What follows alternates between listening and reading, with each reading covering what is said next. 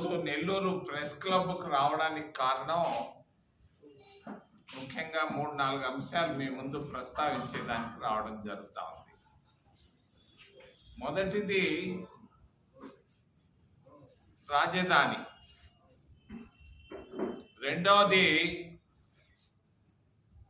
Supreme court judgement SC క్రైస్తవులు, మూడవది యుద్ధం, నాలుగవది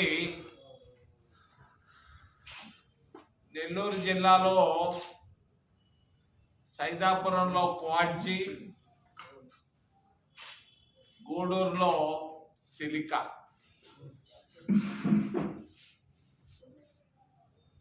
రాజధాని 70 సంవత్సరాల క్రితం మద్రాసు నుంచి బయటకు రావడం జరిగింది. మద్రాసు నుంచి బయట వచ్చేటప్పుడు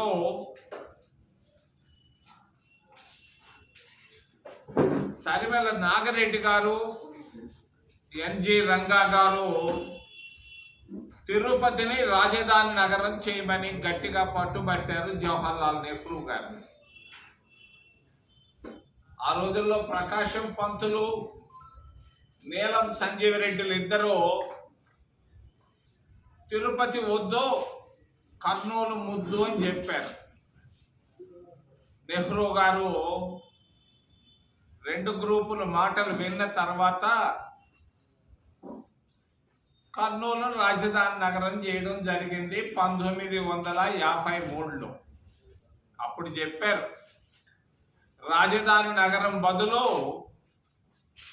తిరుపతికి ఒక మంచి పెద్ద యూనివర్సిటీ ఇస్తా అన్నారు. అదే శ్రీ వెంకటేశ్వర యూనివర్సిటీ. కర్నూలు నుంచి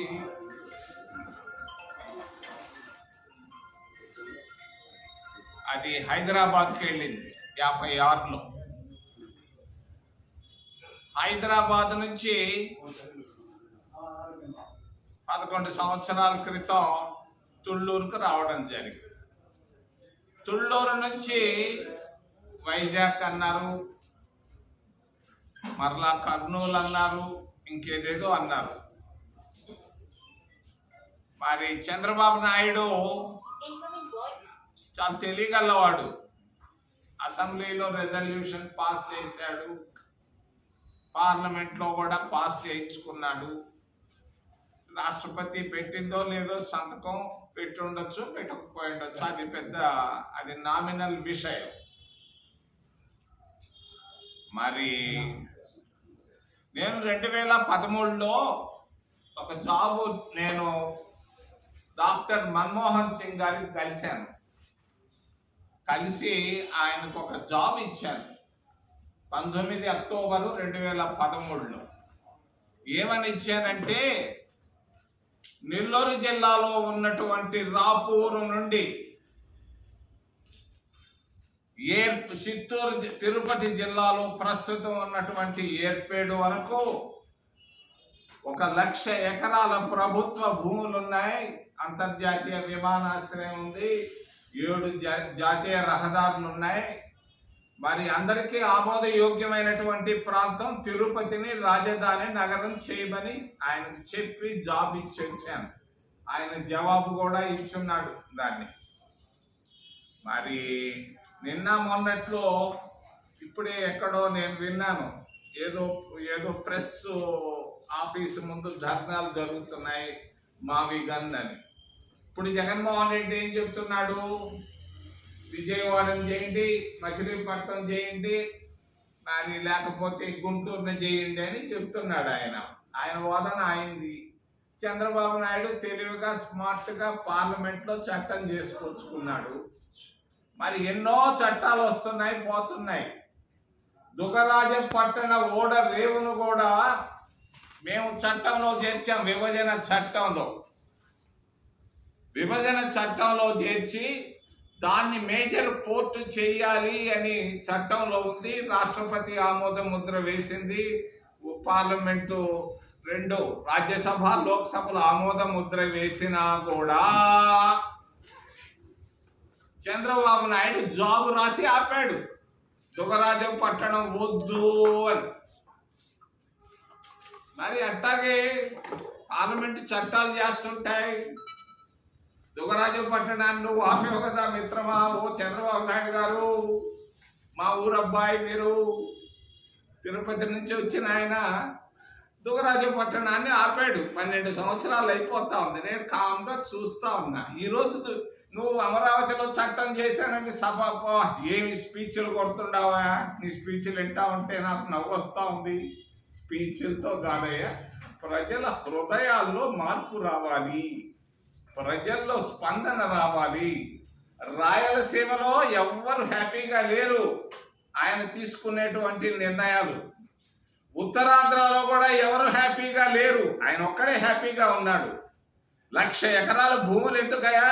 కామ్రేడ్ రాఘవల్ చెప్పాడు 1000 ఎకరాలు చాలయ్యా అని. మరి ఈరోజు 1,00,000 ఎకరాలు రైతులు భూములు తీసుకున్నాం. ఎందుకు? 1000 ఎకరాలు చాలు. మద్రాసులోను బెంగళూరులోను అందరూ కట్టుకున్నారు, ట్రివేండ్రంలో కట్టారు. నీ ఇష్టం అంతా. 1000 ఎకరాలు బదులు 1,00,000 ఎకరాలు తీసుకున్నావు. నేను అప్పులు అక్కడ ఇక్కడ తెచ్చి 2,00,000 కోట్లు దానిపైన ఖర్చు పెడతానంటున్నావు. న్యాయమా? ఒక కడపలో ఒక గౌరవ ఎమ్మెల్యే వెళ్ళి 2 సంవత్సరాలుగా అడుగుతా ఉంది, అయ్యా నేను రోడ్లు రిపేర్ చేసుకుంటాను, కోడూరు కడప టౌన్లో 1 కోటి రూపాయలు ఇవ్వమంటే ఇవ్వలేనటువంటి గౌరవ ముఖ్యమంత్రి గారు, నేను 2 లక్షలు ఖర్చు పెడతాను, రిపేర్ చేసుకుంటాను, కోడూరు కడప టౌన్లో 1 కోటి రూపాయలు ఇవ్వమంటే ఇవ్వలేనటువంటి గౌరవ ముఖ్యమంత్రి గారు, నేను 2 లక్షలు ఖర్చు పెడతాను, నా ఇష్టం అంటున్నాడు. పెట్టయ్యా, నేనేం కాదను, నేనెంత నిమిత్త మాత్రం. కానీ ఒక్కటి మాత్రం చెప్పదలుచుకున్నాను, నాకు సెయింట్ల పైన నమ్మకం లేదు. అయినా కూడా పోతులూరు వీర బ్రహ్మేంద్ర స్వామి అని ఆయన 300 సంవత్సరాల నాడు చెప్పాడు.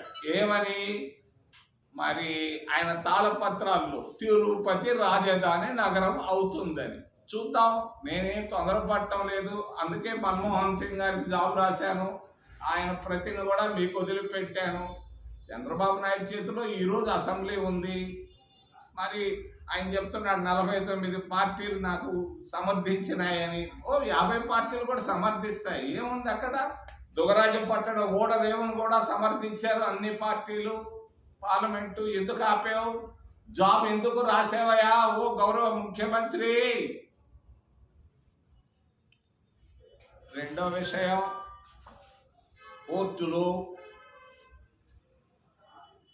కోర్టుల్లో రాజకీయ జోక్యం ఎక్కువైపోతాను. ఒక జడ్జి గారిని నియమించాలన్నా కూడా ఆర్ఎస్ఎస్ వాళ్ళ సర్టిఫికేట్ కావాలి. ఈరోజు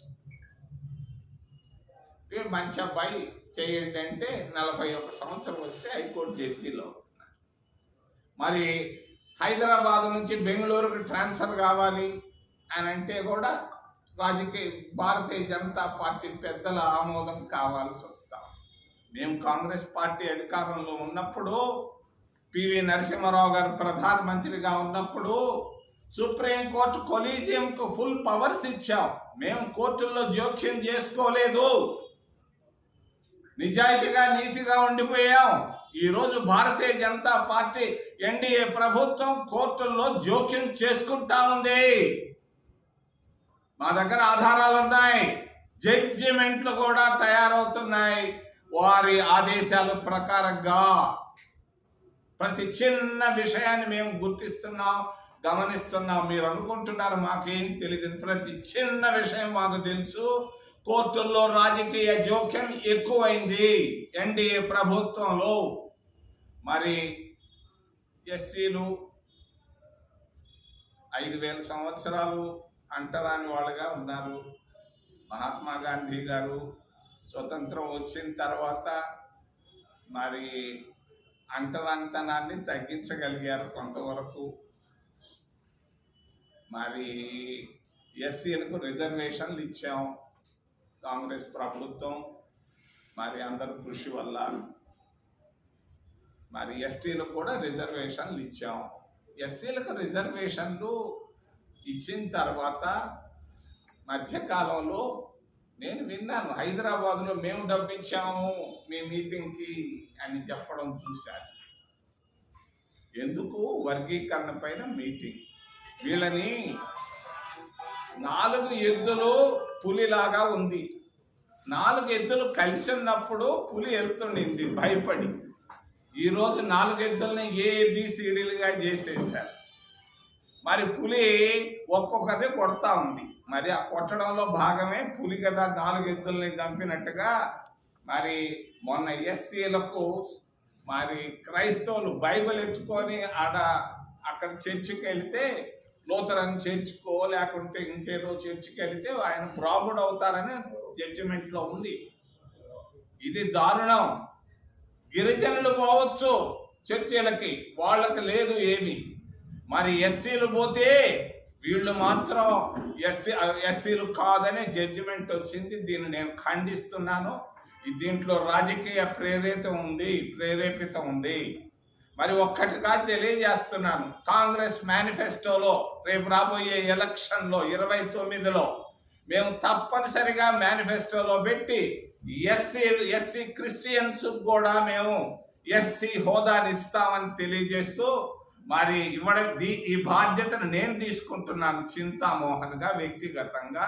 తప్పనిసరిగా భారత రాజ్యాంగ సవరణ చేసైనా కూడా ఎస్సీ క్రైస్తవులకు ఎస్సీ స్టేటస్ గిరిజనులాగా ఇప్పిస్తామని తెలియజేస్తున్నా.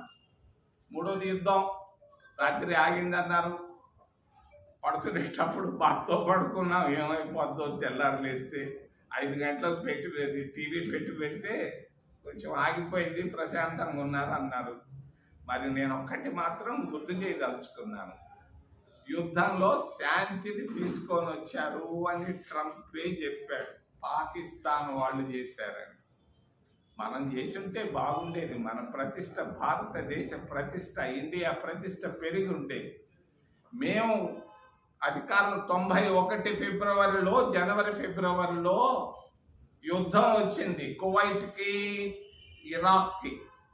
అప్పుడు బతికున్నటువంటి గౌరవనీయులు మరి కీర్తిశేషులు రాజీవ్ గాంధీ గారు యుద్ధం జరుగుతూ ఉంటే ఢిల్లీలో కూర్చోలేదు మోడీ గారి లాగా.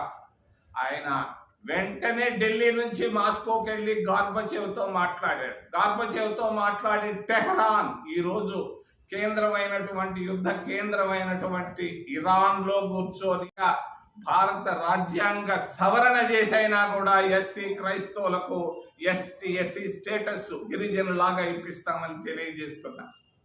3వది యుద్ధం.